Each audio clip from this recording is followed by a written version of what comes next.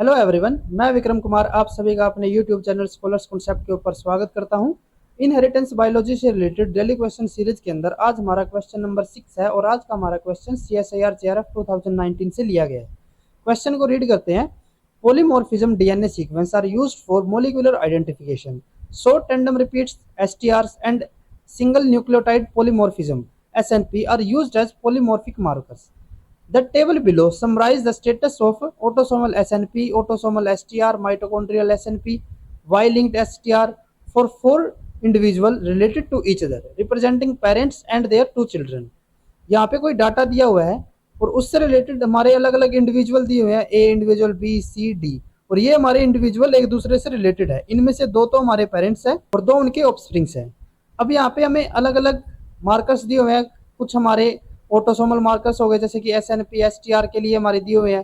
फिर हमारे mitochondrial DNA के लिए मार्कर्स दिए हुए हैं, SNP1 SNP2। देन उसके बाद यहाँ पे वाई लिंक्ड क्रोमोसोम के लिए भी STR मार्कर हमें यहाँ पे दिए हुए हैं। अब हमें इस डाटा के हिसाब से हमें ये बताना है कि based on the above data identify the individual representing that two parents. जैसा कि मैंने लास्ट लेक्चर के अंदर भी आपको बताया था कि जो हमारे मार्कर्स है उनको हम टेक्निक्स इन बायोलॉजी के अंदर अलग से अच्छे से इनको स्टडी करेंगे। तो यहाँ पे हम कल वाले क्वेश्चन के हिसाब से अगर चले तो ये हमारे जो ये पे हमें STR के लिए मार्कर्स दिए हुए हैं वो हमारे कल वाले क्वेश्चन के जैसे हैं। लेकिन यहाँ पे क्या है कि हमारे स्टार्टिंग में किसके लिए दिए हुए हैं, ये हमारे ऑटोसोमल मार्कर हो गए। देन उसके बाद माइटोकॉन्ड्रियल है और एक हमारा वाई लिंक्ड है। अब अगर इन चीज़ों को हम एक बार रिवाइज करें तो माइटोकॉन्ड्रिया की अगर हम बात करें, माइटोकॉन्ड्रियल डीएनए को, तो अगर एक फीमेल है एक मेल है, ये हो गई फीमेल और ये मेल है, तो अगर ये कोई प्रोजनी प्रोड्यूस करते हैं तो प्रोजनी के अंदर ये इसका न्यूक्लियस हो गया, ये इसका न्यूक्लियस हो गया, तो ये जो नेक्स्ट जनरेशन को ट्रांसफर करती है जो फीमेल है वो न्यूक्लियस तो प्रोवाइड करेगी इसको। इसी तरीके से जो मेल होगा वो गैमेट्स के थ्रू यहाँ पे सिर्फ न्यूक्लियस प्रोवाइड करता है। तो यहाँ पे इसीलिए हमारा जो ये ऑर्गेनिज्म है वो क्या हो जाता है, डिप्लॉयड हो जाता है। इन्होंने एक एक यहाँ पे गैमेट इसको दे दिया, हैप्लॉइड, ठीक है। लेकिन अगर मैं बात करूं कि ये साइटोप्लाज्म जो है न्यू ऑर्गेनिज्म का, जो ये नई प्रोजनी आएगी इनकी, तो इसका जो साइटोप्लाज्म है या फिर जो माइटोकॉन्ड्रियल जो ऑर्गेनली है या फिर दूसरी ऑर्गेनली है वो किसने ट्रांसफर की है, वो सिर्फ फीमेल ने ट्रांसफर की है, ठीक है। तो ये चीज आपको यहाँ पे ध्यान में रखनी है। ये चीज हम जो हमारी यूनिट इनहेरिटेंस बायोलॉजी के लेक्चर चल रहे हैं उसके अंदर भी हम साइटोप्लाज्मिक इनहेरिटेंस के अंदर इसको कवर करेंगे।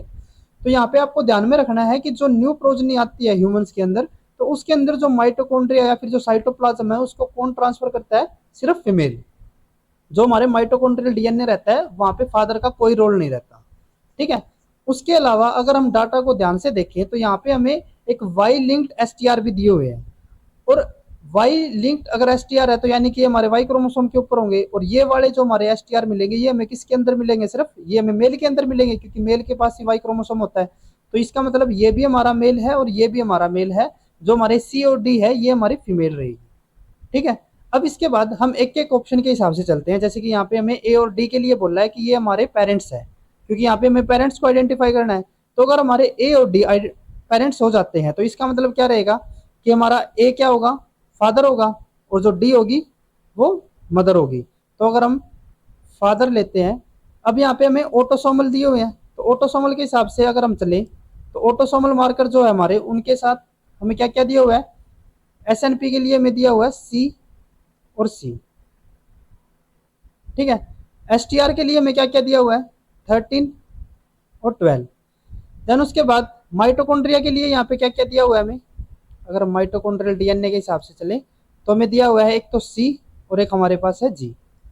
और अगर हम वाई लिंक के हिसाब से चले तो यहाँ पे हमें क्या क्या दिया हुआ है, ये हमारा है यहाँ पे 13। अगर हम फीमेल के अकॉर्डिंग चले तो फीमेल के लिए हमें क्या क्या दिया हुआ है, यहाँ पे C एंड C। देन उसके बाद 13 एंड 14।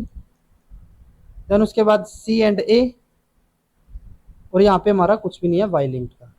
अगर हमारे ये दोनों पेरेंट्स रहते हैं तो हमारे जो यहाँ पे प्रोजनी आएगी, इन दोनों की क्रॉसिंग से जो प्रोजनी आएगी उनके पास इन्हीं कॉम्बिनेशन में से रिजल्ट होने चाहिए। तो अगर हम फर्स्ट वाले को देखें, ये जो हमारा अगर B हमारी फर्स्ट प्रोजनी आ जाती है यहाँ पे, तो यहाँ पे हमें क्या क्या दिया हुआ है, एक हमें दिया हुआ है C एंड G, ठीक है। एक है हमारे पास 13 एंड 13। अब अगर हम इसी अकॉर्डिंग चलते हैं तो हमारे पास यहाँ पे क्या क्या कॉम्बिनेशन बन रहे हैं, सी एंड जी। अब सी तो हमारा हो सकता है यहाँ से आया हो या फिर यहाँ से कहीं से भी आ सकता है। देन उसके बाद अगर हम जी की बात करें तो जी का हमारे पास यहाँ पे किसी भी पेरेंट्स के पास जी वाला मार्कर तो है ही नहीं। अगर हम मेल को देखें तो यहाँ पे भी हमारा जी नहीं है, और अगर दूसरे पेरेंट्स को देखो तो यहाँ पे भी हमारे पास जी नहीं है। तो इसका मतलब यहाँ पे तो जी आएगा ही नहीं। तो ये हमारा जो कॉम्बिनेशन रहेगा वो हमारा यहाँ से एलिमिनेट हो जाता है। देन उसके बाद सेकंड कॉम्बिनेशन के हिसाब से चलते हैं। यहाँ पे हमें इसी तरीके से कॉम्बिनेशन बना के चलना है। अगर हम सेकंड कॉम्बिनेशन के हिसाब से चले तो हमारा यहाँ पे क्या दिया हुआ है, ए एंड सी। अगर हम ए को लिखते हैं दोबारा से तो हमारा यह हो जाएगा सी और सी, ये हमारा हो जाता है 13 एंड 12, ये हमारा हो जाएगा सी जी, और ये हमारा हो जाएगा 13। देन उसके बाद अगर हम फीमेल की बात करें तो फीमेल यहाँ पे क्या दे रखी है अब, सी, तो ये हमारा क्या हो जाएगा, सी एंड जी, 14 एंड 13। देन उसके बाद सी ए, और ये हमारा कुछ भी नहीं है। तो अगर ये दोनों पेरेंट्स हो जाते हैं ए और सी तो हमारे ऑफस्प्रिंग क्या क्या होंगे, बी और डी। अगर हम बी के हिसाब से चले पहले तो बी के हिसाब से यहाँ पे क्या क्या होना चाहिए, सी और जी। हमारा सी यहाँ से आ सकता है कहीं से भी, और जी हमारा फीमेल से आ जाएगा, तो यानी कि सी हमारा यहाँ से आया होगा और जी हमारा यहाँ से आ गया होगा। ठीक है। देन उसके बाद एस टी आर के लिए क्या क्या दिया हुआ है, 13 और 12, सॉरी 13 एंड 13। तो 13 हमारा एक यहाँ से आ सकता है और एक हमारा यहाँ से आ सकता है, तो ये भी हमारा पॉसिबल है। देन उसके बाद सी एंड ए, तो सी हमारा यहाँ से आ सकता है, यहाँ से भी दोनों तरफ से ही आ सकता है, और देन उसके बाद है हमारा ए, तो वो हमारा यहाँ से आ सकता है। तो ये भी हमारे पॉसिबल हो गए माइटोकॉन्ड्रियल। अब यहाँ पे एक और चीज आपको ध्यान में रखनी है, क्योंकि मैंने अभी आपको बताया ना कि जो माइटोकॉन्ड्रियल हमारा जो डीएनए रहता है वो सिर्फ फीमेल ट्रांसफर करती है। तो यानी कि जो हमारे ये सी और ए आएंगे, जो हमने अभी बताया सी और ए आने चाहिए, ये हमारे कहाँ से आएंगे, सिर्फ फीमेल से। तो यानी कि फीमेल के पास ये दोनों के दोनों होने चाहिए, तभी तो ये फीमेल के पास से आएंगे। तो यहाँ पे हमारी अगर फीमेल देखें तो हमारे सी और ए यहाँ पे भी है, और यहाँ पे भी हमारा सी और ए है। तो इसका मतलब यहाँ पे ये भी हमारा कॉम्बिनेशन ठीक बैठ रहा है। देन उसके बाद लास्ट में क्या दिया हुआ है, 13, तो 13 हमारा यहाँ से आ गया होगा। तो हमारा बी के लिए तो यहाँ पे बिल्कुल परफेक्ट ये बन रहा है। देन उसके बाद हम बात करें अगर डी के लिए, अगर हमारी डी प्रोजनी है तो यहाँ पे हमारे पास क्या क्या होना चाहिए, सी एंड सी। तो यहाँ पे हमारा पॉसिबल है सी यहाँ से आ गया, एक यहाँ से आ गया, क्योंकि ये तो ऑटोसोम्स है। देन उसके बाद 13 एंड 14, तो 13 हमारा यहाँ से आ गया हो गया, 14 हमारा यहाँ से आ गया होगा, तो ये भी हमारे लिए परफेक्ट है।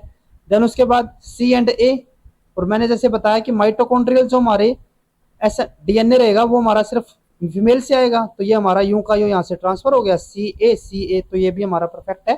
देन उसके बाद यहाँ पे क्योंकि ये फीमेल है तो इसके पास यहाँ पे कुछ होना ही नहीं चाहिए, तो यहाँ पे सिमिलर हो गया। तो ये हमारा यहाँ पे जो ए और सी का कॉम्बिनेशन है ये हमारा यहाँ पे ठीक बैठ रहा है, तो हमारा ये करेक्ट आंसर हो सकता है। बाकी ऑप्शंस को भी देखते हैं हम एक बार। बाकी ऑप्शंस में क्या क्या दिया हुआ है, बी एंड सी। तो अगर हम पहले बी के कॉम्बिनेशन बनाएं तो बी के लिए हमें क्या क्या दिया हुआ है, सी एंड जी, ये हमारा हो गया सी जी, और एक है हमारा 13 एंड 13। देन उसके बाद बी के लिए अगर हम बात करें तो सी और ए, ये हो गया सी एंड ए, और यहाँ पे हमारा क्या हो जाता है 13। देन उसके बाद अगर हम बात करते हैं सी हमारे दूसरी पेरेंट्स है, तो अगर सी हमारा दूसरा पेरेंट है तो यहाँ पे क्या आ जाएगा हमारा सी एंड जी, ये भी हो गया, ये हमारा हो जाता है 14 एंड 13, ये हमारा हो जाएगा सी और ए, और ये हमारा यहाँ पे हो जाता है वाई लिंक के लिए कोई भी मार्कर नहीं है। तो अगर ये दोनों पेरेंट्स हो गए तो हमारी प्रोजनी क्या क्या आएगी, A and C, A and D. तो अगर हम ए के लिए पहले कॉम्बिनेशन लिखे तो हमारा क्या क्या आना चाहिए, सी एंड सी। तो सी हमारा यहाँ से भी आ सकता है, यहाँ से भी आ सकता है, ठीक है ये तो। देन उसके बाद 13 एंड 12। अब 13 तो हमारा कहीं से भी आ जाएगा, लेकिन 12 तो यहाँ पे किसी भी पेरेंट्स के पास नहीं है, तो इसका मतलब ये हमारा कॉम्बिनेशन यहाँ पे एलिमिनेट हो जाता है, क्योंकि हमारा ए के लिए यहाँ पे प्रोजनी नहीं बन रही, तो सेकंड के लिए तो हम यहाँ पे हमें करने की जरूरत ही नहीं है। देन उसके बाद लास्ट ऑप्शन की अगर हम बात करें तो लास्ट ऑप्शन में हमें क्या क्या दिया हुआ है, लास्ट में हमें सी और डी के लिए पेरेंट्स बोला है। और मैंने आपको स्टार्टिंग में ही बताया कि हमारे जो सी और डी है वो तो दोनों की दोनों फीमेल है, क्योंकि यहाँ पे तो वाई लिंक तो हमारे मार्कर है ही नहीं, तो ये तो हमारा वैसे ही एलिमिनेट हो जाता है। तो यहाँ पे हमारा जो करेक्ट आंसर आएगा वो आएगा सेकंड ऑप्शन, जो कि हमारा करेक्ट हो जाता है। अगर आपको ये वीडियो यूजफुल लगी हो तो please like and share this video, और लाइफ साइंस से रिलेटेड और इनहेरिटेंस बायोलॉजी से रिलेटेड इसी तरीके के क्वेश्चंस करने के लिए please subscribe to our YouTube channel scholars concept. Thank you.